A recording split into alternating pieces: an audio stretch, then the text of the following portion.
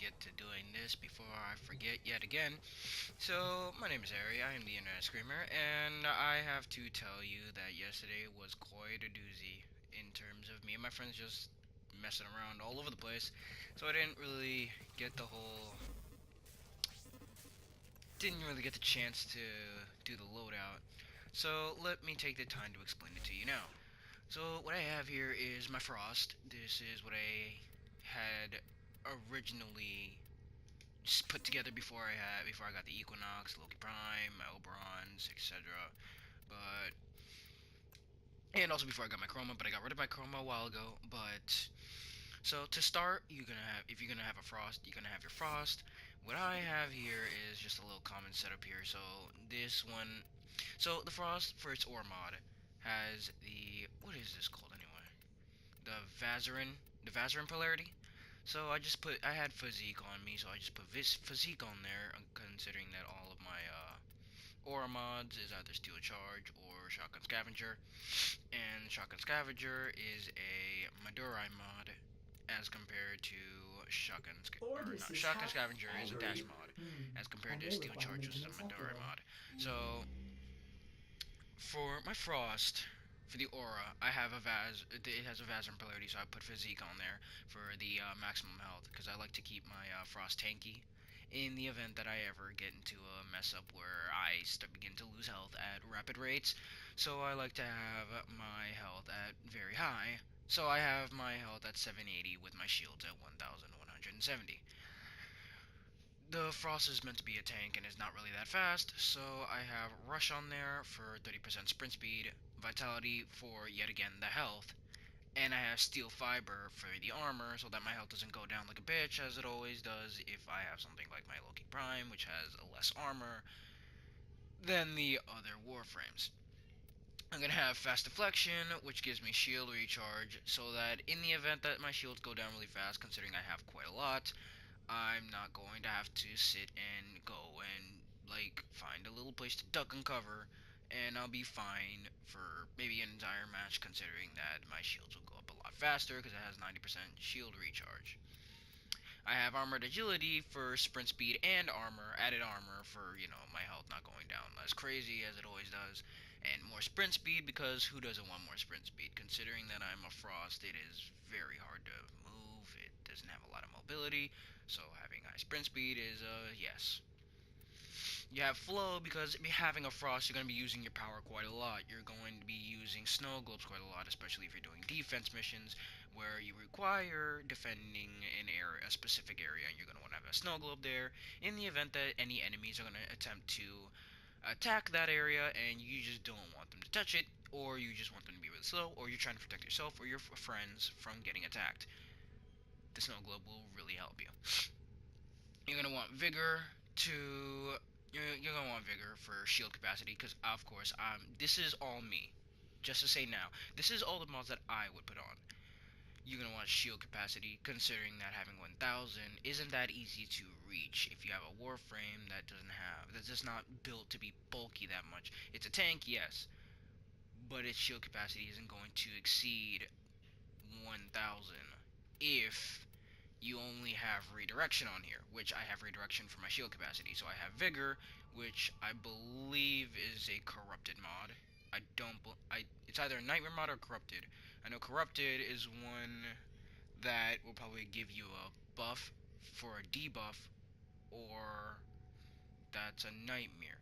I get the two terms confused. I will search that up later and get back to you on it. But I have shield capacity plus health so that I won't have to worry about my health going down that fast, this and that, everything I explained before about my health. And that's how I would mod my Frost. Next I have the Dread Bow, which you can acquire this from the Stalker. I just have the bow here because I'm not really a fan of bows, but this bow is pretty amazing, I can't lie. And considering that you can also decapitate your enemies with this, if you have two separate parts, say you're in a team with a Necros, the Necros can spawn twice as more shadows than he would if the enemy was not split apart. So I like to have this bow on me for that specific purpose, and also for the purpose of just watching the enemies get stuck to walls because it's funny. So the way I haven't necessarily modded my dread. I have had an Orkin catalyst on the dread, just as I Orkin catalyst almost all of my weapons if I know I'm going to have them for long periods of time. So I have an Orkin catalyst on this bow. I put speed trigger on here so that I wouldn't have to worry about the whole fact of like waiting for the pullback of the bow. And I can just like rapid fire the bow at times, just like continuously click R2. It's gonna pull back charge. It's not gonna be strong, but at least you're gonna get something out of it. Say you're in a high pickle and you need to get out of that. You can just continuously just pull back R2 constantly. It won't do as much damage as you expect, but it's still gonna get there, and that's where Serration comes in, where I have mine maxed to about, not fully, but I have it to 90% damage. So Serration is going to add on damage to my bow so that I can, in terms of like younger or weaker enemies, I can just like one-shot them, or in terms of level 40s, I can probably bring their health down by half, something like that. But I have to really look into it because, to be honest, when I play the game, I don't really look into how much damage I'm doing, like how much I'm doing in game, but how much I'm dealing with my mods. I'll probably look at that, but I don't really pay attention to what enemies I kill perfectly and what takes more than one arrow. I have point strike for crit chance because you're always going to need your crit, especially with the new crit system where you now have a red crit because it used to be just yellow. Now you can deal maybe 2,000 to 3,000, maybe 4,000 if you're lucky, maybe 5,000 damage, especially with all the new blades and weapons coming in. You're going to want impact damage so that when you're fighting the Corpus or the MOAs, which technically is the same thing, but fighting any Corpus, anyone with shields, you can just take down their shields easy with this because they're of course going to have high shields, especially if you're fighting a Corpus boss. They're going to have very high shields. You're going to need impact for them. I have split chamber because I really thought that at some point I would need multi arrows. I don't know if this is specific to a specific weapon, but I know this for pistols will double the bullet speed that are shot in one round. Or yeah, basically like one shot is gonna have maybe 2 bullets, 3 bullets coming out of that.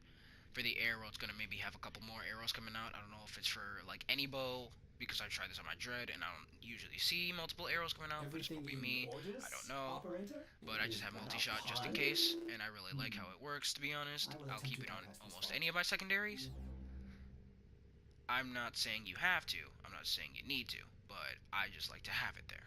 I have crit damage because if I'm going to have crit chance, of course I'm going to want the damage as well. I haven't maxed it out whatsoever, and it's still at 20% crit damage, hence the reason why usually my bow will go up to 3,000 when it comes to enemies that are in the 20 range. Anyone below that will probably go to up to 3,000 crit because, you know, you're just going to do high damage with them.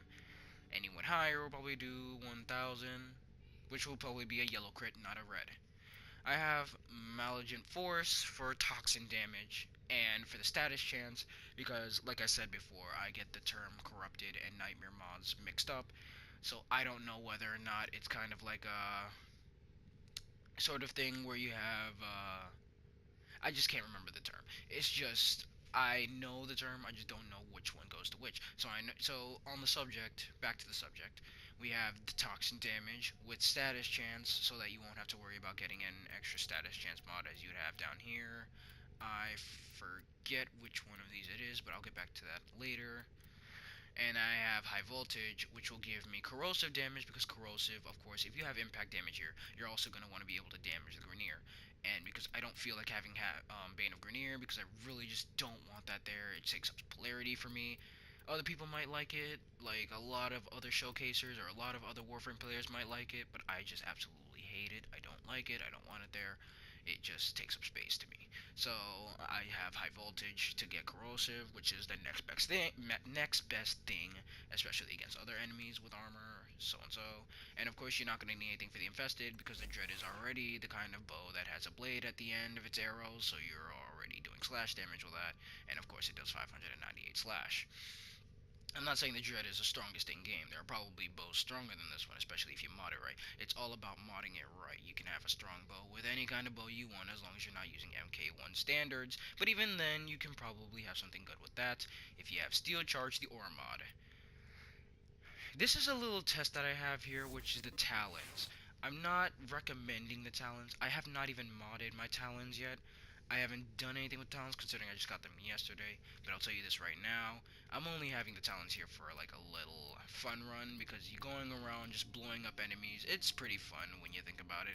So basically, what I have so far is just Ice Storm for capacity because these weapon, this kunai type weapon, really has like the low kind of like throwing knife type weapon has a really low magazine. The kunai's better, but not in terms of the fun you can get from blowing stuff up because of course everybody likes that. The magazine is 6, which has I have my magazine maxed to about my what's it called, my max load, like the all the rounds maxed to about, I can't remember, I think it was about 40. But even then, that's still pretty low because you're using up 6 kunai per every round. So basically, it's kind of you throw the kunai, you press R3, and the kunai explode. But the thing is, if you're using them up really that fast, because of course you're gonna want to have a lot of fun with these. I totally was just using them all day yesterday and was constantly just throwing them, and of course I ran out of rounds very fast, which is bad because if you bleed out in the event that you run out of kunai and you get attacked and you're bleeding out, you're gonna have no weapons to defend yourself with or to be able to exact your revenge on your enemies. And of course, I do this all the time. If you've seen my past videos, or if you've seen Steven's past videos, we do this all the freaking time. You get bleed out, you get your revenge. You throw a kunai, you shoot at them. You just don't let them get away. Don't let the enemies you attack get away. But that's a little commentary for me. What I have for my blade, of course, right now, is the Broken War. It is rumored that this weapon will be nerfed. I'm telling you this right now. The War and the Broken War are the strongest in game currently. But I'm telling you this right now, there's a chance it might get nerfed. Because if you can What can go I around say? one-shotting or Your chosen four-shotting Warframe the suits Juggernaut, you. that's not something the devs want to have in this game. Of course, they want you to have your fun, but they also want to make things a lot more complicated for you so that you won't go running off with whatever, making off with all this crap that you can do whatever you want with. They don't necessarily, they're not high on God players. Let's say that right now. So what I have is Iron Phoenix, considering it's one of the only sword mod stances that I have at the moment. So I had Iron Phoenix for the stance. I might do some formatting for this because I need the polarity in the event that I want to replace it with yet another mod. Because of course, with all the vault runs that I'm doing, I'm having more and more mods, and I want to be able to have more of the stances, more of the regular mods to make this weapon a lot better. Because currently with what I have here, I'm going into the 1000s range with my damage output, and that's actually very efficient because most weapons usually go up to maybe like the Dragon Nakana, which was strongest, goes up to maybe like 90 some base damage as compared to this, which is about 94, I believe, not completely sure, and it does very high slash damage, especially if you mod it right, as compared to the Dragon Nakano, which probably does better slash damage. I believe, no, they do the same slash, but other weapons compared to this, which I have a lot of weapons here, which I may showcase later, but for now I'm doing the Broken War. I'm telling you this right now, it's better if you complete Second Dream and get this weapon while it's still hot before it gets nerfed, if it's going to be nerfed. And so the way I mod mine is I have Iron Phoenix for that stance because I like to have this stance, which is a very easy to complete, only 2 combos, which I find to be very noobish, but you're gonna have to stick with what you got if you want to do high damage. And if you also want to get yourself out of a pickle sometimes, because the stances really do help. Like if they are fast stances, if they make your attacks faster, if they give you more range, if they have a dash, that's good. That's all you want. You want to be able to do those combos because they're going to help you. You're going to want Fury on there for attack speed, because of course I like to have my attack speed on my weapons because I don't want to be slow. I don't like to be slow. At first, it's not really that slow. But having Fury on there is really going to give you like that whole, it's going to give you what you want. Shocking Touch plus Virulent Scourge. So Shocking Touch will give you the electricity damage. I have Virulent Scourge for toxin damage and the status chance so that I won't have to put on any status chance mods and take up any space here. Because like I said before, I don't like to take up my space on my weapons. I hate that. It is just a pain. I just don't want it there. So I have Violent Scourge for the toxin damage and the status chance, plus electricity so I can have that corrosive, and I have Heavy Trauma for the impact so that, like I said, Corpus, Grenier, any armored, any shield, I can just take them both down with just one blade without having to put add separate mods. I also tend to keep most of these mods in a way where I can basically have what I want without needing to take up any space. So of course I already catalyst the Broken War, and I'm like I said, I might form it later, but not currently because I like it the way it is. If a chance comes where I'm gonna have other mods that require that. If I have other mods that require more space, or the other mods that I'm going to just replace these with, I'm probably going to do more formatting for more of the space. I have pressure point here for the damage because of course you're going to want damage. I'm going in the 1000s, 2000s range with my damage because like of course I'm having right here. The crit multiplier is very high because I have Berserker here for the added attack speed for 24 seconds. So I get plus 30 attack speed. So basically for 24 seconds when I'm in Berserk I have 60 attack speed, which I really do like because it does more of the damage. It gives more of the illusion of a one shot, but it's not really. It's actually just constant slashing. Now back to the subject of pressure point. I'm really going in here with spin attack going at 1000s, leap attack going at 1000s, wall attacks going at 2000s. I'm really liking the way that comes because basically it's high damage output. That's what it's telling you. Channeling out, of course, my channeling, when I do channeling with my weapon, I have low efficiency with my channeling, but it only takes 5 energy, which is why which is also the reason why you're gonna want flow on your Warframe so that you can have that channeling efficiency. So not channeling efficiency, but it's like kind of you don't waste as much energy. You're still gonna have some energy left over even after you channel because you're probably gonna be channeling for a couple seconds because you're gonna need it. Like say the only way you're gonna be channeling is if you're in like a whole situation where you're gonna need it and you want to do that extra damage so you can get out of like a problem. That's what you're gonna be channeling for. That's what I assume you'll be channeling for. I don't know, you're all your own players. Some people channel for like the whole match, but they don't have the energy for it. Some people channel for maybe a couple seconds, like me. I channel for a couple seconds. Say I'm in a battle where I'm fighting a minigunner. Channel 1 second, I'm out, and I'm just running off. And so I have True Steel for the crit chance because if you're gonna want crit chance to be able to work Berserker. If you have crit chance, that's gonna be able to like because Berserker only works with every critical hit. So if you have the crit chance, you're probably gonna have multiple critical hits. You're gonna need that. Organ Shatter is going to give you the crit damage, so that if you ever have the crit chance, say you don't really get what you need to with Berserker, and you have the speed, that crit chance is going to give you an extra little hand up there because the first enemy attack, say it's a minigunner that you're trying to get that crit chance with, and you're going to be able to hit that minigunner with the damage. On top of that, you're going to surprise him with like a whole flash of sword slashes that's just going to take him out immediately. So you're going to be good with that. That's basically all you're going to want. And so this is what I have for my Sentinel. I have the wire room because I needed it to be able to get my affinity, to be able to use the Dragon Economy because I was using the Dragon Economy before. But before I did all that, I had the Death Cube, which I neglected largely. I did not mod it that much. It was kind of more of an auto mod type thing at this point. I wasn't doing much with it. Same goes for my wire room. I'm telling you this right now. People, you can mod your sentinels any way you want. They probably, if you mod them right, they probably won't get destroyed in battle. But mine get destroyed a lot because I neglect to mod them. So I usually just have a bunch of random stuff on them, especially with the minigun that I have for my sentinels. I do not catalyst my sentinels.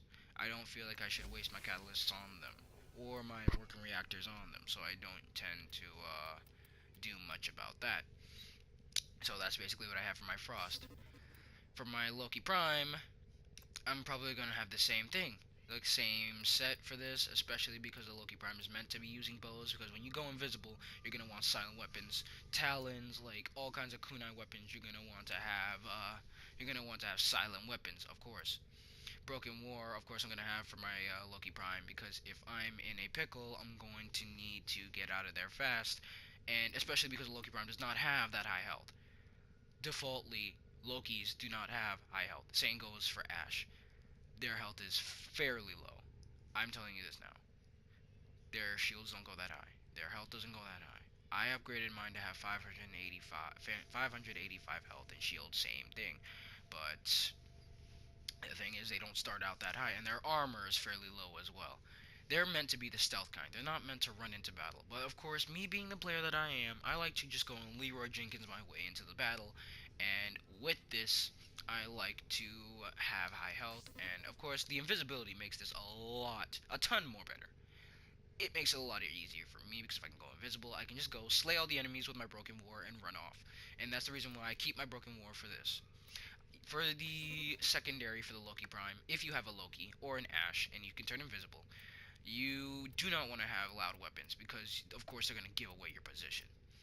If you want to have things like the Hiku, or if you want to have things like the Kunai, or if you want to have things like, basically that's it. Hiku, Kunai, Talons, Supra. I believe it's the Supra. Yes, it's the Supra. You're gonna want to have those kinds of weapons because they're fairly quiet, very quiet.